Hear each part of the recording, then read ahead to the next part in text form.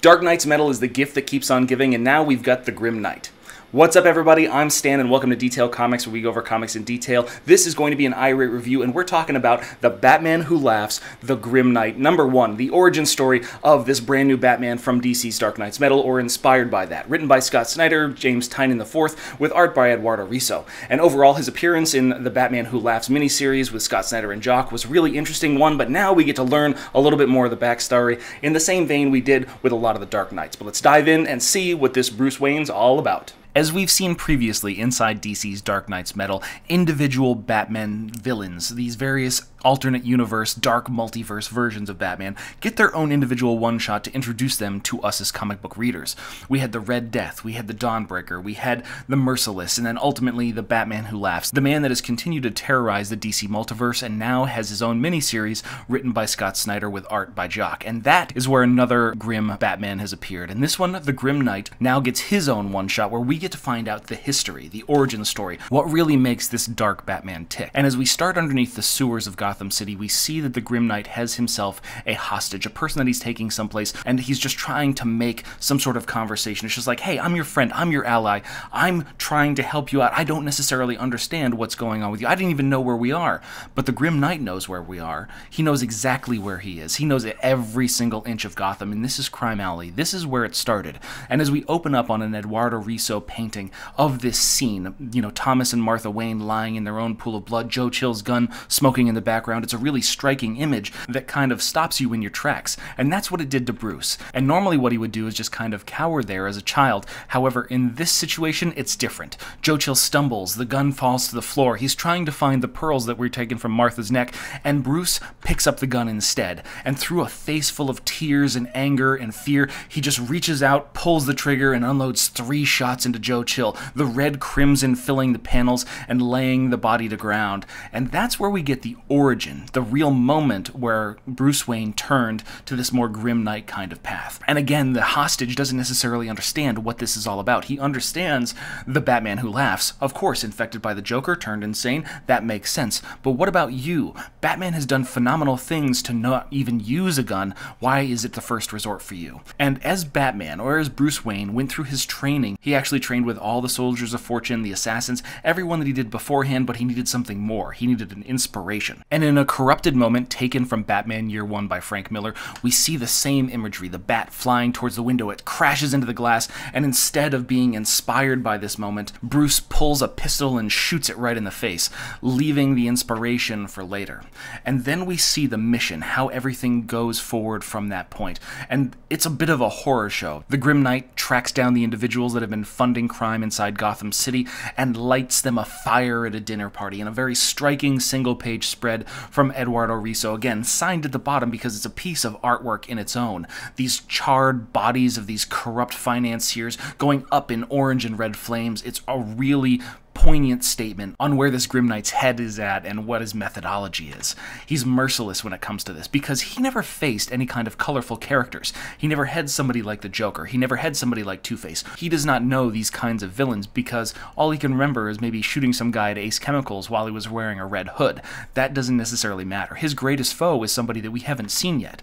Or have we? Because Jim Gordon appears on the next page and we flash back into his history where he is the only person on the police force that isn't ready to fall at the feet of Batman. He feels that his methodology of justice is completely unsatisfactory. Instead, he's a terrorist that is plaguing Gotham, and Jim is going to be the one to fix this. And instead of using the bat signal, one of the most iconic pieces of Batman lore, to draw Batman to him so he can get his assistance, instead, it's a trap. He turns it into a magnet, and everything that's on the Grim Knight that's metal is just stuck to this, and he's held in place as Jim goes over the entire methodology. This is going to be your undoing. I have records of every single murder that you've committed. You are going to go down. But he didn't count on his recent investment in Wayne Tech to be his downfall. It backfires on him. Everybody that's currently around him explodes, their chests bursting through their bulletproof vests, the vocal disarm codes uttered by Batman, and as he holds him over the edge of the building, Jim Gordon gets to witness the arsenals that he sent all these other corrupt police officers into explode and decimate them.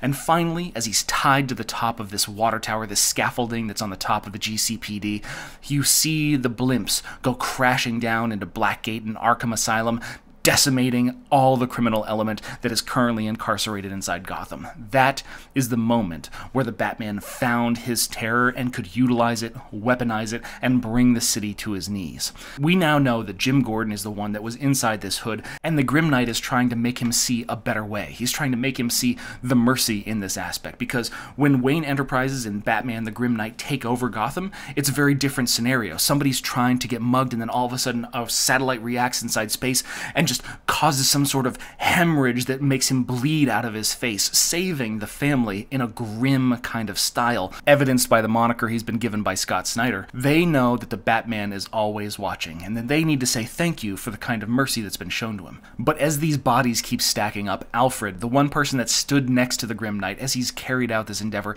is just like, hey, this isn't something that your parents would have wanted, and I can no longer stand beside you, even though he's got an explosive tapped to the bottom of his brain that will be detonated by the Batman at any point in time. Batman is not super concerned about Alfred. He's more concerned about Jim. Jim, who is like a conspiracy theorist hung up inside the sewers, trying to pin everything down, make sure that he can understand how this conspiracy unfolded. And finally, he has the answers. He goes to the mayor, Harvey Dent, who's now had his face irradiated by the Grim Knight, and he knows that he has the backing of the FBI and Washington. We see an assault on Wayne Manor. Everything is crumbling around the Grim Knight, and he gets disarmed by Jim Gordon. That's where this whole scheme kind of falls apart. A man trained by assassins and soldiers of fortune getting taken down by an individual like police lieutenant. I don't necessarily see that happening, but the downfall, either due to the cockiness, the inactivity, or it's Scott Snyder and James Tynion showing that while Batman is a great character and he's a phenomenal fighter, if his reliance on weaponry is too high, he loses his edge comparatively. If he's letting all this automation and all this surveillance just dictate his course of action, he doesn't refine the kind of skills that make him the greatest detective in the world, and that way he can't anticipate. He's not quite the combatant that he would be inside this world. And that's where the Grim Knight kind of starts to come to its conclusion. He doesn't feel that this Jim Gordon is strong enough. He can't handle what's going to be coming, the horror that's going to be unleashed. However, the Batman Who Laughs intervenes. He puts his finger between the hammer so that way it can't fire. Jim Gordon is still alive, tied to this chair. And the reality is, the horror that the Batman Who Laughs has planned for Jim is far worse than the mercy killing that the Grim Knight would have given him. And that's where we're going to conclude the Grim Knight #1, the origin story of this Batman. And while I do appreciate that the way the story is being told, I kind of find that it's probably one of the weaker versions of the Dark Knights that we've seen inside this alternate universe reality that was inspired by Scott Snyder. So while the story rings true, you know, the reliance on weaponry I think makes Batman a little bit worse version of himself. He's not quite the most dangerous. He's the sniper that you want on the other end of the scope, but when it comes into close quarters combat, when it comes into his detectiving, when it comes to the essence of what makes Batman Batman, he seems to play second fiddle to, well, the original and the more sadistic and insane version of the Batman Who Laughs.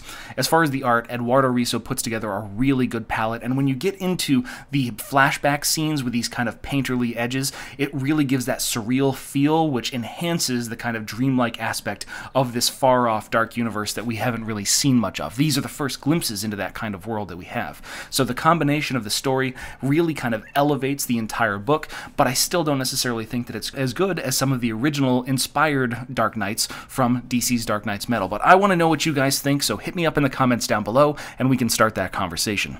As always, if you like what you see, hit the like button. Don't forget to subscribe to get more news, reviews, and commentary on comic books, comic book movies, comic book TV shows and games, and anything and everything inside the world of comics.